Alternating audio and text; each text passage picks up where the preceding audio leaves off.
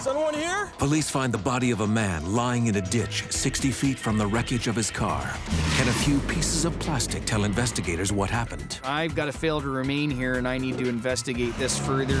Then in Maryland, the driver of a pickup truck turns a holiday celebration into tragedy for a grieving family. Surviving the wreck, he seems to simply vanish into thin air. Still has the potential to kill again. And in New Jersey, a young girl is killed crossing the street.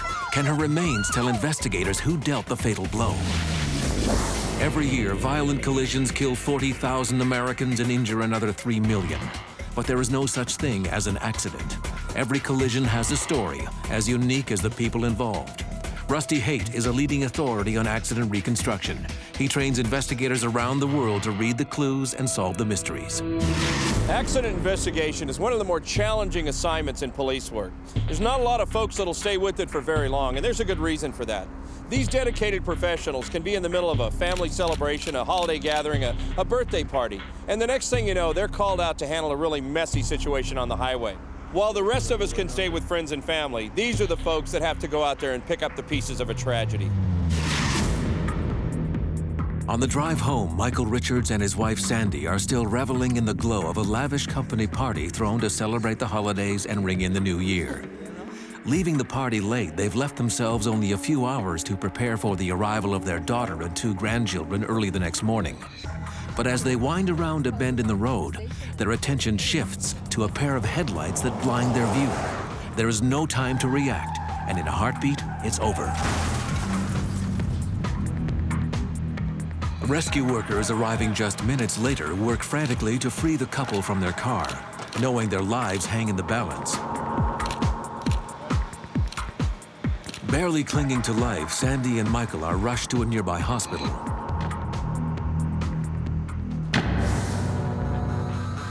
Rescuers then turn the scene over to Gary Lewis, an experienced investigator with one of Maryland's top collision reconstruction units. His job is to find out exactly what would cause such a devastating wreck on a road with a posted speed limit of just 30 miles per hour. When I arrived at the scene of this wreck, I found a pickup truck that was partially off the roadway. The front end was off into the woods. The back of the truck was still sitting in the westbound lane of the roadway. It was evident that the front bumper of the truck had what we call overridden the front bumper of the car. In other words, it wasn't a bumper-to-bumper hit, but the bumper of the truck went over top of the bumper of the car. Therefore, a lot more damage was caused on the car. Both occupants had been transported from the scene, and the driver of the truck was nowhere to be found. An empty car at a crash scene fills investigators with dread. Virtually any impact a victim experiences when thrown from the vehicle can produce a fatal head or spinal injury. The way the wreck happened, theoretically, somebody could have been ejected from that vehicle. So members of fire rescue personnel that arrived on the scene and police department personnel checked the surrounding area for several yards back into the woods to see if anybody had been ejected, and they came up with nothing. Gary Lewis can only assume that the driver of the pickup was able to walk away from the scene, but he is certain that the driver is injured, most likely suffering from shock.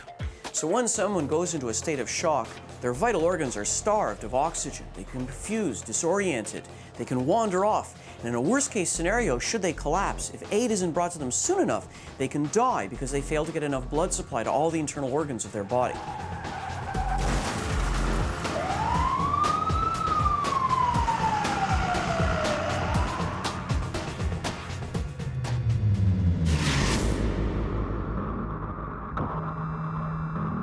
Working crashes almost always means working under the worst conditions. Nighttime, damp, wet, snow, rain, you name it, these guys are out doing it at night. Tonight it's a little cold, it's a little bit wet, there's crashes spread out all over the road and into the forest.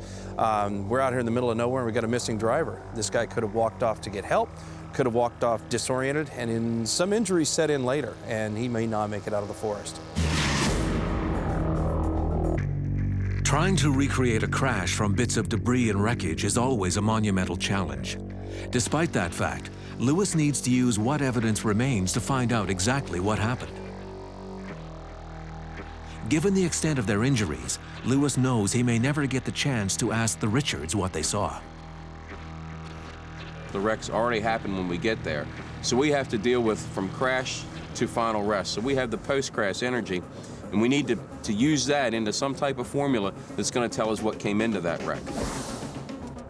The car had been traveling westbound, was hit and redirected back eastbound. And then knowing the weights, you can calculate what kind of energy it would take to redirect that car back in the other direction a certain distance. Based on that, I obtained an impact speed of the truck at a minimum of 46 miles an hour. Using detailed measurements and a survey of the damage, Lewis determines that the pickup truck was well over the speed limit of 30 miles per hour at impact. But evidence ripped into the asphalt has more to tell about the pickup's role in the crash. Well, Gary, you got night, the weather against you. What do you got in this one? This pickup truck was traveling down this direction, apparently lost it on the curve. It came across the center of the road. Two vehicles impacted back here. We have gouge marks in the road, some scrape marks coming out to where this car ended up. And then the pickup truck rotates through the crash and ends up leaving these scrape marks to its position of final rest back here. Came over on the wrong side of the road on the curve, it looks like. Well, you got some to work with. Good luck to you. Gouges and scrape marks have clearly put the pickup truck in the wrong lane at the moment of impact, but that's only one factor in the crash. To determine if this was a criminal act, Lewis needs to know what would cause the driver to lose control. Why was there so much damage done to the Richards car? And how was anyone able to walk away from a scene of such destruction? A holiday celebration suddenly turns tragic for a middle-aged couple. Despite the heroic efforts of rescue workers to free them from their car and get them to the hospital, their work was in vain. Michael Richards is pronounced dead on arrival. His wife Sandy remains in critical condition. Inspector Gary Lewis has determined that their car actually went from traveling forward at 30 miles per hour to moving backwards in a fraction of a second. Unlike the driver of the pickup truck, the Richards experienced an almost instant change of direction that produced massive internal injuries. It's what police call a fatal Delta V. All right, Delta V, the change of velocity for a given crash, is really a way of rating the severity of any car crash. We know it takes place over a certain fixed period of time. What we're defining with the term Delta V, or change of speed, is how bad, the magnitude of that change over that little period of time. And that really leads us to an understanding of injury. For example, a car that's moving forward at some speed and is stopped in the collision and driven backwards has not only an increased change of speed compared to one that simply stops at a crash, but also exposes the occupants to a greater potential for injury. As the change of speed increases over a short period of time, folks get hurt worse and worse. In other words, it's not direct impact with metal or glass that does so much damage to the Richards bodies, but rather an instantaneous change in direction. This sudden shift puts catastrophic force on the heart and other organs. Massive internal bleeding usually follows, and this leads directly to Michael Richards' death. But the driver of the pickup is not nearly as vulnerable. His higher mass and greater speed at the time of collision keep his truck moving forward. Still, a collision at that speed is almost certain to cause multiple injuries and shock. The driver's life is also in grave danger. With the search on in earnest, Lewis gets two crucial pieces of information. A witness reports seeing the driver flee from the scene just moments after the collision. Another call to police reports a confrontation with the driver himself. Hey, I'm almost ready. What? Look, I got in a wreck and I might have killed someone. Look, I gotta go. Get off! His name is Reggie Dowd, and he's not in good shape. The co-owner of the truck made a phone call to the police and reported that her boyfriend had come to her house, taken her car, pretty much by force. He threatened her. I don't know. He was limping, though. I don't know. He just came in here. He was limping. He said he might have killed someone. He took my keys, and then he left. No. She also told the police that he was drunk, had been drinking, and that he was high and said he smoked crack cocaine. What we have is a person who's already been involved in one wreck and killed somebody with a vehicle. Now he has another vehicle and he's back out on the road again. It's like a murderer walking away with a murder weapon. He still has the weapon, he's still in the same condition he was, and he still has the potential to kill again. In a situation like this, it would really help to know the extent of the driver's injuries. Does he need medical attention? Will he be looking for painkillers? Can he mask his injuries when he goes to see a doctor? Let's see if we can't help out.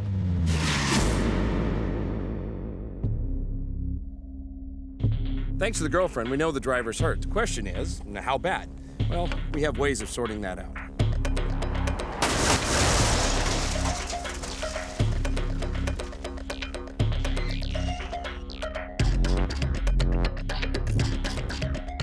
A dummy with a little paint reveals what typically happens to someone in a head-on crash. The seatbelts and airbags are going to work together to protect the head and upper torso, but they do that at the expense of the lower extremities. Knees and ankles are still going to be tangled up in the underside of the dash and the steering column. Look at that ankle. An injury like that, when you make contact with the floorboard or the brake pedal, it's going to hurt. If this dummy could talk, he'd probably be asking for more than aspirin. As police continue to search for the injured Reggie Dowd, Gary Lewis returns to his office to examine each vehicle's SDM module.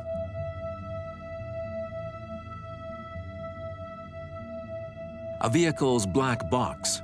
It tells investigators how a car was driven up to 5 seconds before impact. From his analysis at the scene, Gary knows the pickup was speeding at the time of the crash. He hopes the SDM will explain how it ended up in the wrong lane, taking the life of Michael Richards. We see that this vehicle was operated at 50 at impact, but 5 seconds prior to that was going 71 miles an hour. And the driver was actually on the brakes for the entire 5 seconds prior to the crash occurring. The visibility wasn't 5 seconds down the road on this particular stretch of road. It happened around a curve. So he wasn't reacting to the other car. He was hitting the brakes to save himself.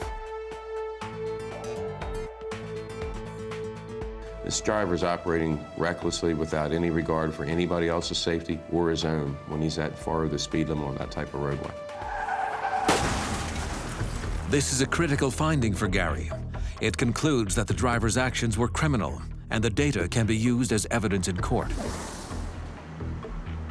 The local hospital, on the lookout for suspicious leg injuries, notifies police that Reggie Dowd has shown up in the emergency room. Unable to endure the searing pain in his ankle, he finally comes out of hiding to seek some relief. We had information he was going to show up at the hospital, and I met him there. His left leg was extremely swollen. The ankle and the knee were really swollen from injuries he got in this wreck. Over here, please. Up on the bed. Could you reveal your shoe, please? His moods were just completely all over the board. He'd go from sad to almost crying to angry, ready to fight. Reggie, you remember what happened? Ow. He said that he'd been involved in the wreck, said he was driving his truck, but knew nothing else about it. Didn't remember anything else about this wreck, but admitted driving. And then decided he didn't want to say anything, and then the mood would go back to angry again. He didn't want to talk at all. Then he would almost say that he was sorry, and you'd see the tears about to start, but they never came.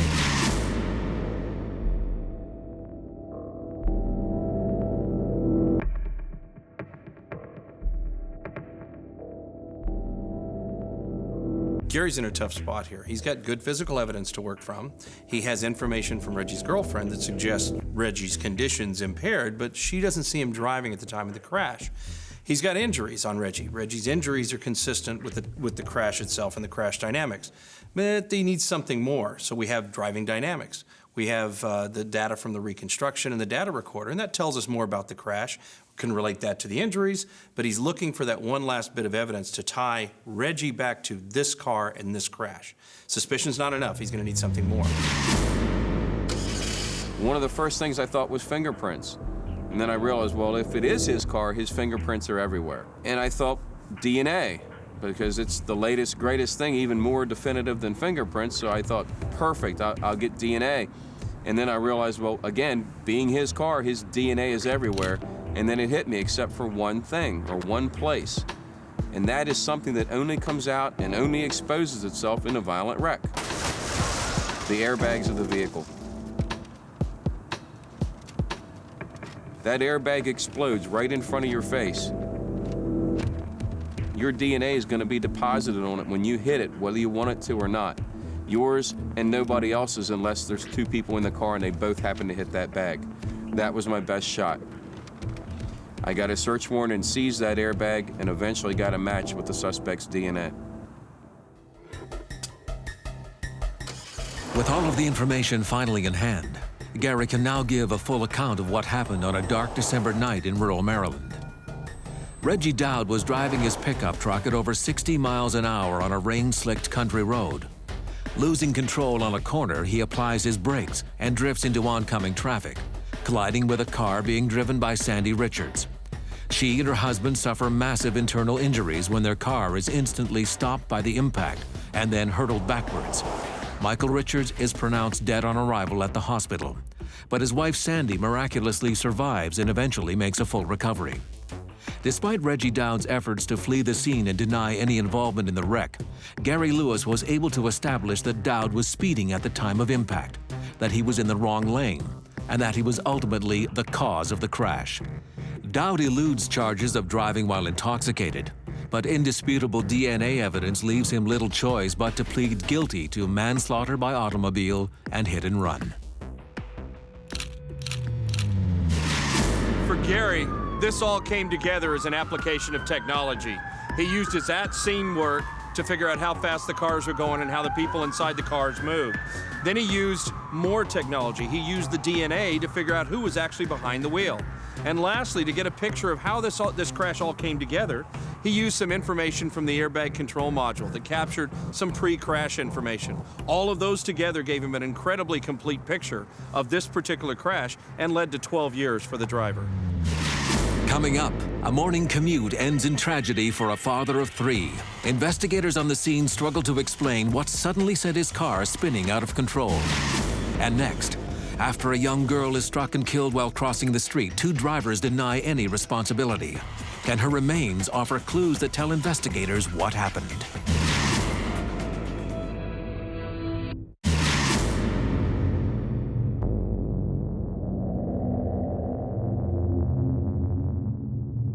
For a driver, seeing a pedestrian or seeing something in the road is not about visibility, it's about what's called conspicuity. Something has to stand out against the background in front of you. A lot of times, what that is movement. You don't necessarily see the pedestrian at first. What you see is movement ahead of you. When you see movement, you can react to it. You know, there's a lot of complications at night. One of those complications is oncoming headlights. It's amazing how much they can actually block.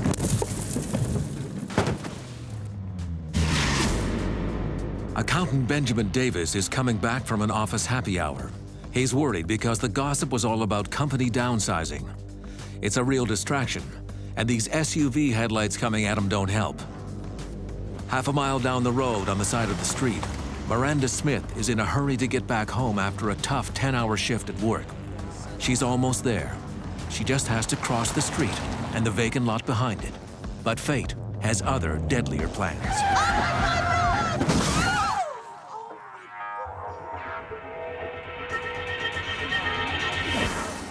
When Detective Andy Rich arrives at the crash site, Miranda's body is in the middle of the road.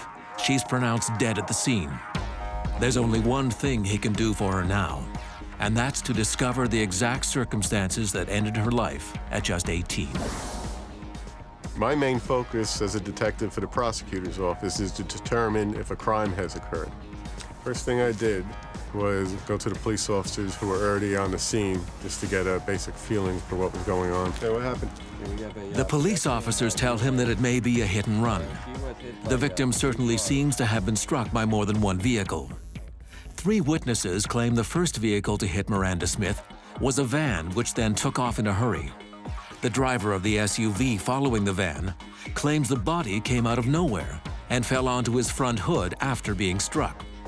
And there's another driver in the mix who says he had to steer his car around the body when it ended up in the opposing lane. Both drivers stopped while the van fled. There are a few versions of what happened, but there's only ever one version of the truth.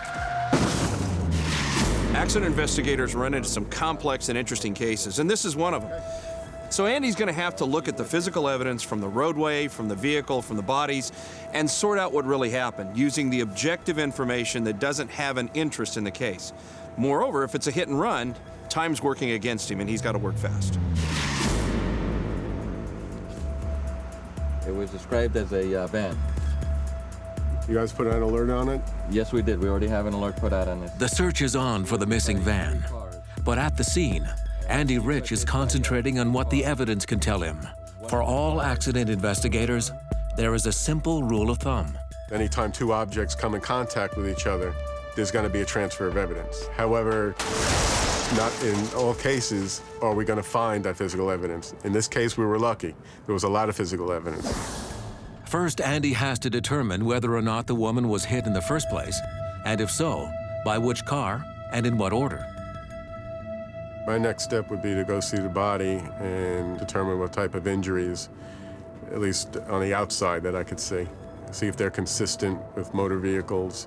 If this woman was hit by a car, how many different types of injuries am I going to see? For example, sliding along the ground, head contacts from windshields, and this way I can match up. For example, if I see glass in her hair, I want to see which vehicle has a fractured windshield. Over the years, crash tests like this one help us better understand what happens when a pedestrian is hit by a car. Applying crash test data is the job of biomechanics experts like Judd Welcher. So Judd, what kind of injuries would you expect to see from a pedestrian hit by a car? As you can see by the alignment of the bumper to your knee, the most common area of injury is down into the lower extremities. With the lower leg, you see damage to the knee structures, and as you get up to higher bumpers or shorter individual damage into the thigh and femur area. As the severity increases, the body will begin to hit further up onto the vehicle. You'll begin to get head contacts up into the hood structures and get severe injuries as you get further up into the windshield area.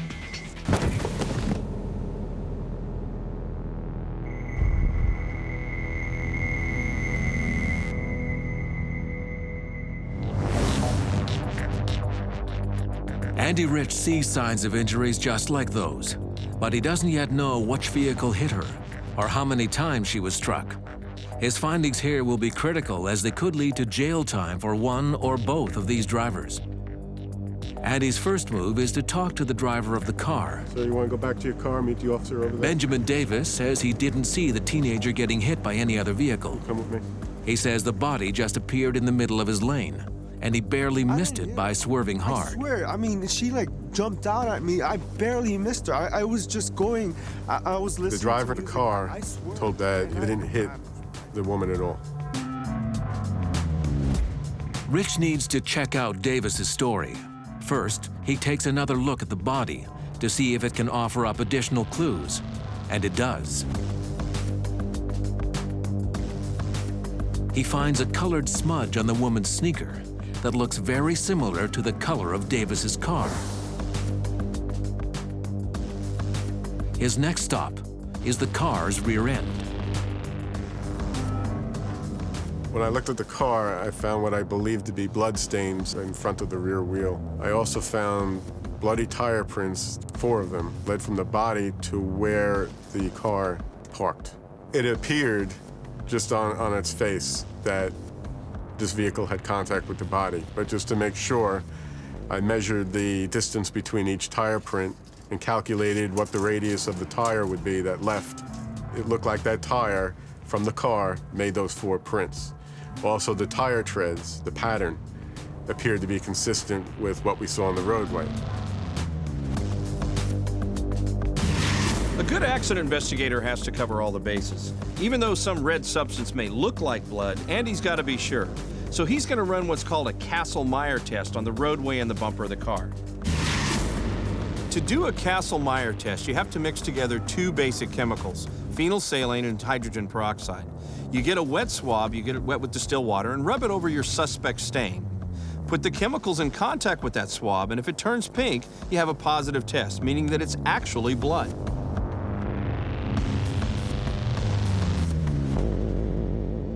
The test proves positive. It is blood. It's clear now that Benjamin Davis did not tell the truth. I just tested your car. It's got her blood on it. You have something you want to tell me? I pretty much just approached him and told him, I know you're lying, that we had tire prints leading from the body to his car, and that we tested the surface of his car, and it tested positive for blood, so we knew that his vehicle came into contact with the body, at which point the driver admitted that the body bounced into his car.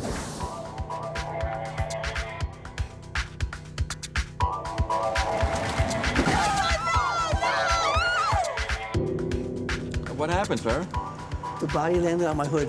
Okay, While Davis is changing his story to Andy Rich, the driver of the SUV is telling a police officer his version of what happened. what happened? Body fell on my hood. The van hit her.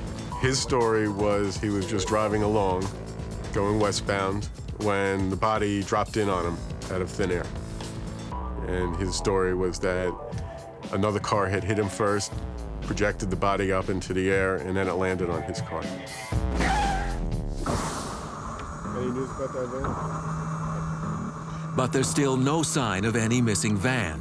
In fact, there's no evidence at the scene that there ever was a van at all. Only the statements of witnesses who say they saw one. We were unable to find any parts from another vehicle. I started doubting then that there was actually another vehicle. If it turns out there was no van, it's either the car or the SUV that hit the teenager first. Rich is still trying to figure that out. But more than that, he's working on the how and why she was hit in the first place.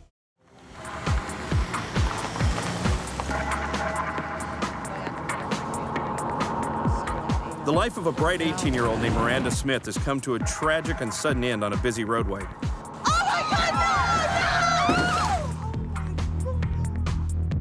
She was hit by at least two vehicles, a car and an SUV. Each driver is pointing the finger of guilt at a mysterious van that fled the scene after hitting the girl. Accident investigator Andy Rich is starting to piece this story together, and he's pretty sure there was no van involved. He knows the driver of the car is a proven liar. Now what he wants to do is figure out if the driver of the SUV has a better grip on the truth. Robert Johnson says he was simply driving home in his SUV after a visit to a friend's apartment. He claims he was behind a van when, out of the blue, a body landed on the hood of his SUV. He stopped and saw the van zoom away. Rich turns to examine the SUV. Soon enough, he finds a mark made by the young victim's clothes. But it's not on the hood of the SUV. It's somewhere much more telling. And I found fiber weave impressions on the bumper. There's a pattern left on the car, normally in the surface of the paint. There's no mistaking it for being produced by a set of blue jeans. And we look at the angle that the fabric weave impressions were, and it was consistent with somebody standing. That means for the van to have hit Miranda Smith first, she would have had to land on her feet in front of the SUV before getting hit again. An almost impossible scenario. After 5 hours of investigation, Rich is now almost certain there was never a van and that the SUV hit the young woman first, but he needs more proof. The next major piece of the puzzle will come with the results of Miranda Smith's autopsy. So Andy wastes no time getting down to the morgue for a consultation with medical examiner Dr. Marianne Clayton. Hi, Doc. Hi, Andy. I need to figure out whether she was standing when she was hit. Well, I would say so. She's got the typical upright pedestrian group of injuries. First off, she's got a lethal head injury, impact left forehead, pretty extensive skull fracture pattern under that. And she's got your classic bumper fracture, the left lower leg. How high is that fracture? 17 inches. Okay, it's exactly the height of the guy's bumper. Great. Good correlation. Thank you.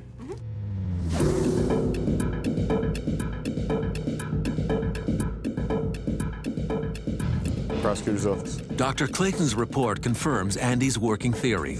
The lethal head wound is consistent with a windshield strike to a standing pedestrian. Likewise, the broken fibula bone shows that Miranda's legs were virtually cut out from under her by a fast-moving vehicle, exactly the same height as Robert Johnson's SUV. After his visit to the medical examiner's office, Andy had the SUV towed to this garage. He wants to eliminate the hit-and-run scenario once and for all. Evidence from the fiber weave on the bumper and injuries to her body show that Miranda Smith was hit by the SUV while she was standing. Now he'll examine the blood spatter on the SUV. That may turn out to be the most revealing evidence of all. If we look up in here at these blood stains, you see that they all have directionality. It's a blood drop that has a tail to it. And if we look at all of these tails and we trace the directionality of each of these blood stains, we'll see that they all converge at this windshield wiper spindle here. And you can see where the hair is deposited. This tells me that the woman's head had come into contact with this windshield wiper spindle, and then the blood sprayed up in this direction, causing these stains. What we don't see is any indications that the body could have just dropped in from the sky, for example, getting hit by a vehicle first and then falling in. If that were the case, we would see a nice circular drop of blood without any of the tails. Since that's not here, we could pretty much eliminate that this body just dropped in. The witnesses say there was a van, but the physical evidence proves without a doubt that this was simply not the case. In a serious accident like this, the witness is first getting very much bombarded with emotions. Their emotions are heightening. As a byproduct of that, their perceptions are decreasing because it is a different part of your brain that incorporates emotions than what incorporates thought processes. So as your emotions heighten, your thought process actually become disorganized. The circumstances surrounding Amanda Smith's death are now clear to Andy Rich. First, she was struck by Robert Johnson's SUV, a collision that whipped Miranda's legs out from under her and flung her head first into the windshield. The body was then thrown into the opposite lane, where it was hit by Benjamin Davis's car. But there is still something bothering Andy. He needs to know why Robert Johnson didn't see the woman. After all, she was in the middle of the road, and there's no indication of swerving or braking. This is a key question because it could determine whether Johnson's actions were reckless and if criminal charges should be filed. My main focus as a detective for the prosecutor's office is to determine if a crime has occurred. I asked him if he had his headlights on, if they were working, and he said they were on and working. But that's not enough. We need to go to the physical evidence to see what the real truth is. Hey, Andy, what do you got? I'm looking at these light bulbs here. I want to see if this guy had his headlights on or not at the time of the crash. So this is the marker light. There's a light on the side of the car. And I'm looking at the filament here, and it looks like we got some hot shock. This one is stretched out, so this is telling me that this light was on at the time of the collision. So let's go a step further and look at the headlight.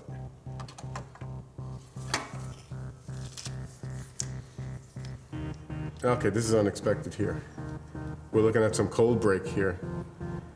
So that suggests this one was off. Right. This headlight was off, but yet we had a marker light on. Normally, you're both going to have them both on or off. So we've got one light on and one light off. Right. Even though the driver told Rich that the SUV's headlights were fully on, the evidence says otherwise. Next, the investigator needs to determine if it was a case of driver error or if there was a problem with the electrical circuit. This van had, in the automotive industry, what they call a multifunction switch. Now, when you rotate this switch one click, it turns the parking lights on. When you rotate it a second click, it puts on the headlights. So what must have happened in this case, since the circuits were working properly, is the driver only put the parking lights on. He only turned that multifunction switch one click. After 7 hours, Andy Rich has established exactly how Miranda Smith was hit and killed. Andy Rich concludes that Robert Johnson didn't see the young woman until it was too late for 2 specific reasons. 1, the headlights of his SUV were not on. 2, he was blinded by the oncoming headlights of Benjamin Davis's car. In the end, no criminal charges were actually filed. Both drivers tried to get themselves out of any potential blame by making up parts of their stories. While that may not be a crime, it's not exactly honest either. And it made Andy Rich's job a lot more difficult. There are a number of reasons for pedestrian crashes. On the pedestrian side, wearing dark clothing and entering where there's not enough light or where a driver wouldn't expect you is not a good idea. On the driver's side, there's distractions, there's oncoming headlights, a number of different reasons a driver may not readily see the pedestrian entering the road. One last thing that driver can do, though, is make sure the lights are turned on all the way. But for the turn of a switch, this pedestrian would still be alive. Next, investigators trying to solve a single vehicle crash that killed a father of 3 make a startling discovery at the scene, one that dramatically alters the course of their investigation.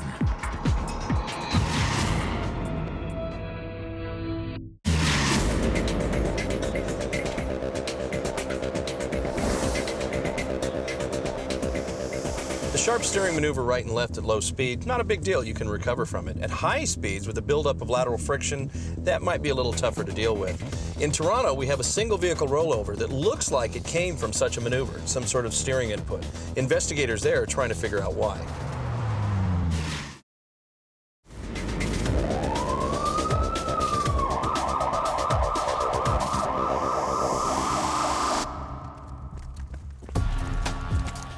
Someone here? Anyone in a vehicle? A 911 call leads police to an overturned car on a busy Ontario freeway. The first officer on the scene confirms the worst. The driver has been ejected.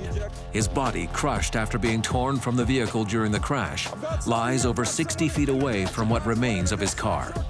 The police soon confirm the identity of the victim.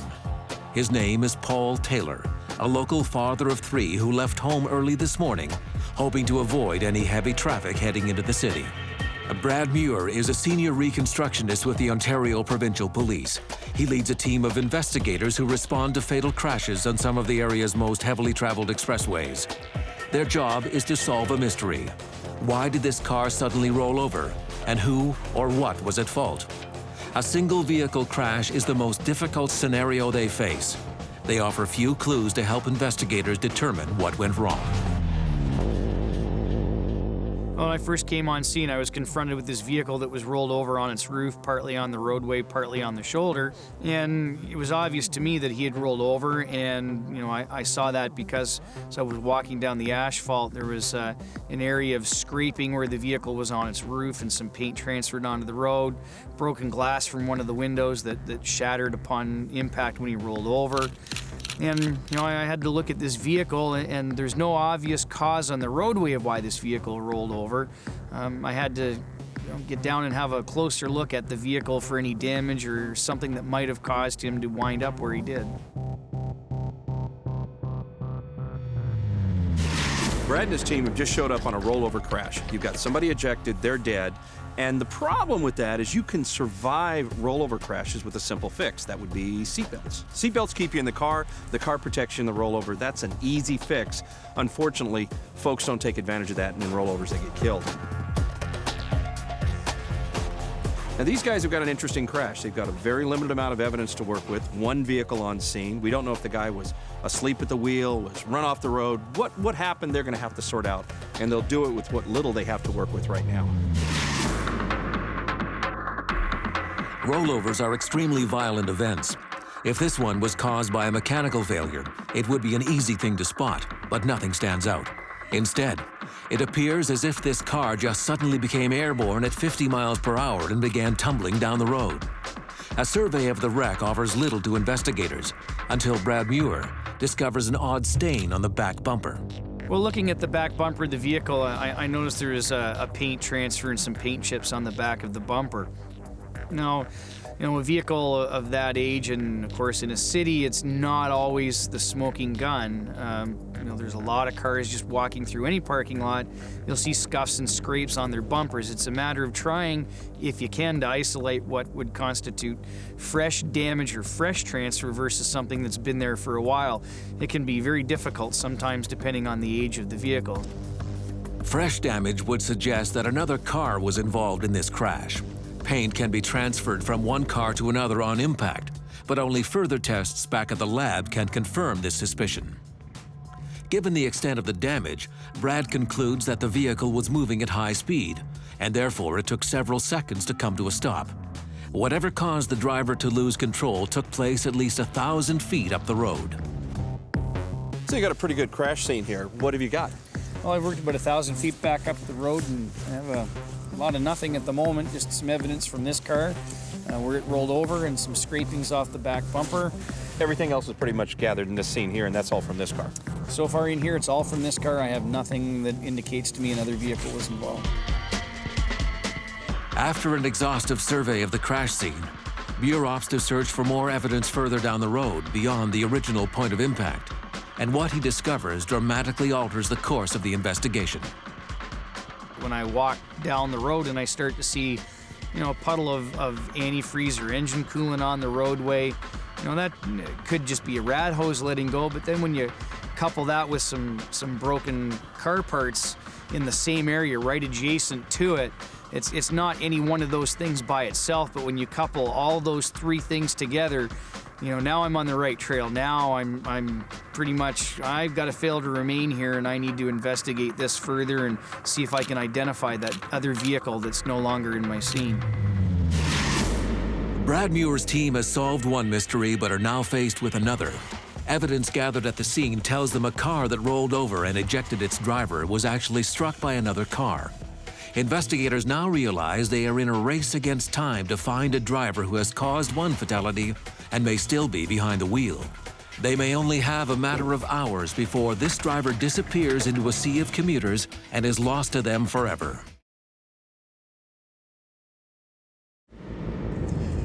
Yeah. No, I'm on my way there now. Paul Taylor, a 36-year-old advertising writer, is cruising along in the early morning hours hoping to avoid rush hour traffic into the city. Instead, the father of three finds himself in a terrifying rollover that starts when he is bumped by another car. Evidence found at the roadside tells police the other car may have stopped briefly before fleeing the scene. 20% of all accidents are hit and runs, and it usually means a driver has been in trouble before. But the shock and stress of being involved in a crash can have profound effects on even the most responsible driver. Is it possible to make poor judgment during a panic attack? The question is a good one, because research shows us that when we're in panic or in a heightened state of anxiety, our emotional response bypasses our thinking brain. We have a very old and primitive part of our brain called the limbic system that responds to fear. And that part of your brain is designed for survival. It's not designed to make good decisions or do any problem solving in difficult situations, which is why people often say they can't think clearly when they're in a panic situation. Basically, at that moment, it's as if your mind is saying to your body, you're in danger, get out of here, and get out of here quick.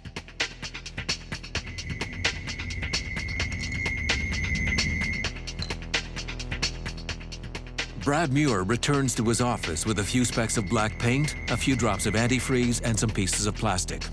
It might not sound like much, but to an investigator, it's almost as good as a footprint.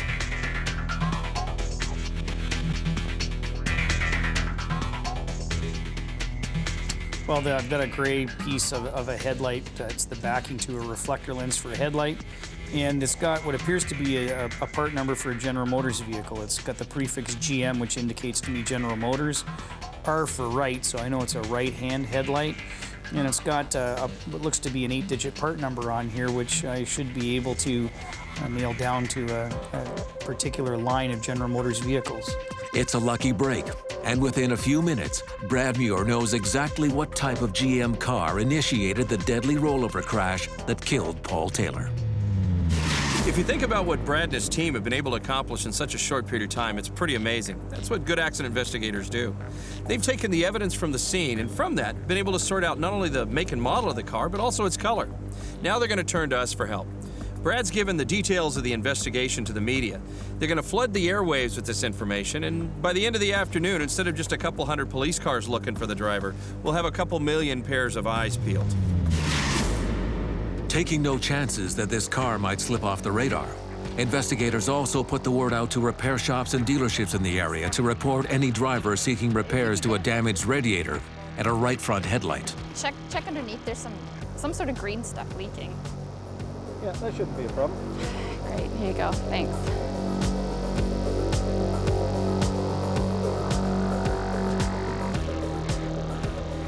Less than 24 hours after arriving on the scene of a fatal rollover, Brad Muir is called to a garage that suspects they may have the car that initiated the crash.